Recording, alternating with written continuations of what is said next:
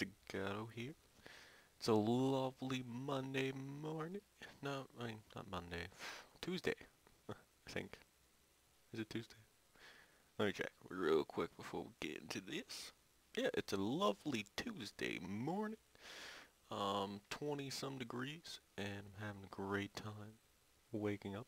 But that's not why you're here. You're here for a review on the SOPMOD. Now, SOPMOD, fantastic gun. It's about 3-4 shot kill on light vests, heavy vests, and normal vests. It's kind of a 4 to 5 shot. So if you're used to more powerful rifles, assault rifles, you're probably gonna feel a bit offset. You might do those 3-4 shots, and then you might go to a next target. Most of the time, you might like maybe not kill him. So you gotta get used to that. It's kind of a weaker weapon. I don't think it's because of the silencer on it. It could be, but at range it's definitely weaker than most rifles, or assault rifles at least. Now, this is just like the NX variant of the M4A1. You could probably take the M4A1 at default, put an S1 silencer on it, and then put an ITAC on it. Fully customize it. Feels the exact same, really. Just, a lot pretty colors. And I think a little bit upgraded stats on the reduced recoil. I'm pretty sure I'm going to go look that up and give you the comparison. I'll put two charts up on the screen and overlay that just so you guys can see the differences. So if you do happen to get this weapon, you don't have to get it permanent right away. If you can try it out for maybe 30 days and see if you like it, that'd be a good idea. Do it more than a week, or actually a minimum of a week depending on how much you play. If you play like every day, you can get away with just having it for a week. If you don't play every day, get it for a month. Try it out, see if you like it before you buy it. A lot of people sometimes don't like this weapon because they think it's too easy to use. I can kind of see that. The recoil for the hip fire up close, not that much. The spread, if you notice, isn't as big as normal guns, which isn't too bad. I mean, it's like a noob-friendly gun, I guess you could say. It's good for a spray weapon, so a starting out weapon. Right now, you cannot get it permanently without getting renewal kits on it. Now, I got this weapon when I was the Black Friday sale. Same with my L96A1 Black Magnum. Those are the two weapons I got. It's kind of frowned upon for me to use this most of the time because everyone complains about it because everyone thinks it's an easy gun. I don't see it that way. I mean, if you don't tap fire it at long range, you're not gonna hit your target. But that's like most guns. But this is definitely a fun gun to use. Don't get me wrong. I mean, I switch between this and the Valkyrie most of the time. Other than that, I don't really use any other assault rifle now. Maybe if there's like some weapon that interests me, like a new one that they come out with, I sometimes use those, but rarely I just stick to those two weapons for assault rifles. Depending on how I'm feeling, I'll use the 2 to 3 shot Valkyrie, or sorry, it's a 3 to 4 shot, definitely easy. This is a 45 most of the time, and yeah. So basically, I aim for the head for this gun. It's easy to aim for the head. I mean, on like experienced players, I won't do it too much because they'll bounce around, jump around, try to dodge, strafe. That's a lot harder to hit than most people. So if I'm playing something like on oil rig right now, if you notice, I can peek. I can get away with peeking with this weapon. And it's like perfect for people that stand still or long range snipes. It's just how it is. I mean, I use this gun to maintain my high HS ratio, my headshot ratio. It's really really good for headshots, my opinion. But that's just, my opinion, not fact necessarily. But like I said, earlier in the video, I'll throw out those stats. You can go check those out if you really, really want to get down and gritty to the actual stats to it. Other than that, I actually enjoy the gun. nice to look at for one, especially if you have tiger camo, or really suits it, or desert camo, it suits that too. Overall, just a nice looking gun as well.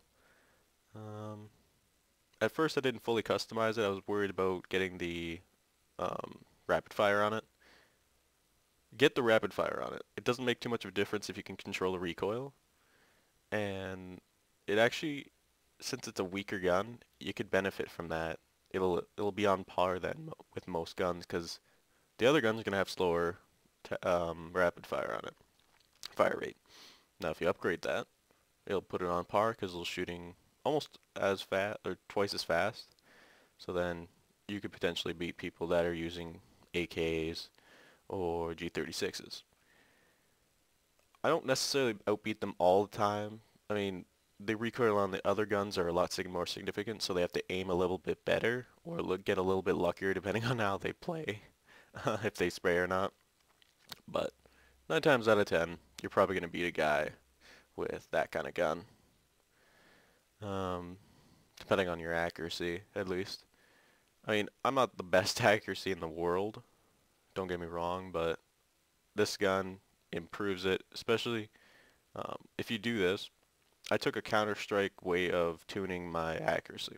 I spent about an hour and a half just following it and tuning my accuracy. That really, really does help you a lot.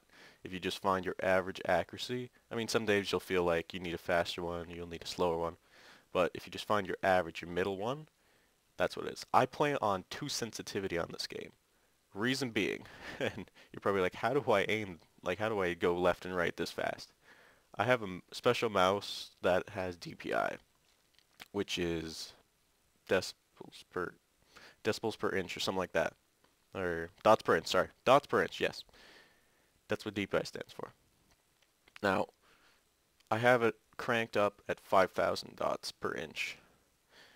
Now, to you that probably sounds like a lot. It is. Most mouses only, like the average mouse, like the regular, not gaming mouse is like 160, something like that. I have 5,000. So, bad thing about that is, on my desktop, it goes everywhere. So I have a regular mode on that as well. I can constantly switch between regular and Combat Arms FPS mode. Really does benefit.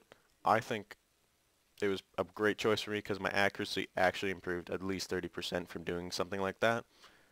If you guys really want to get into FPSs, go look up a way to improve your accuracy or like a sensitivity guide. I mean, I have it because I can change my mouse settings because I have a Razer Naga, but thanks guys for watching.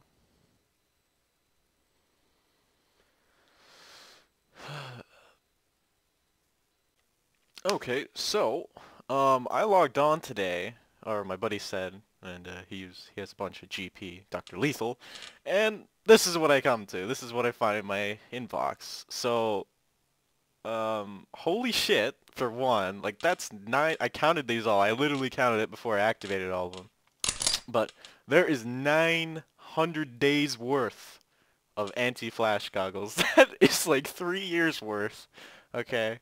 That is a shit ton of fucking anti-flash goggles. Holy shit. Thank you, Dr. Lethal. Thank you for doing that. That's like 500k GP's worth of it. So I probably won't be needing anti-flash goggles for the rest of the time I play Combat Arms. So shout out to you, man. Go check out his channel. It's Dr. Lethal. You know, at YouTube, blah blah blah. YouTube.com/Dr. Lethal, whatever. Alright, .com. Or the user thing. Whatever. That thing. Yes. Thank you, though. Big shout out for him for doing the 900 days. I mean, yeah, that's like ridiculous, man. Oh, I'm gonna activate some of these after, but damn. Well, I mean, I never get gifted on Combat Arms, so that's a lot. Like, I mean, that's a lot. And he also, before he gifted me that, he gave me a recon vest for 30 days as well, so thanks for that, as well. And, yeah. I might give him a couple super megas, some other time when he's on, but, thanks to you, man. And, see you guys Later.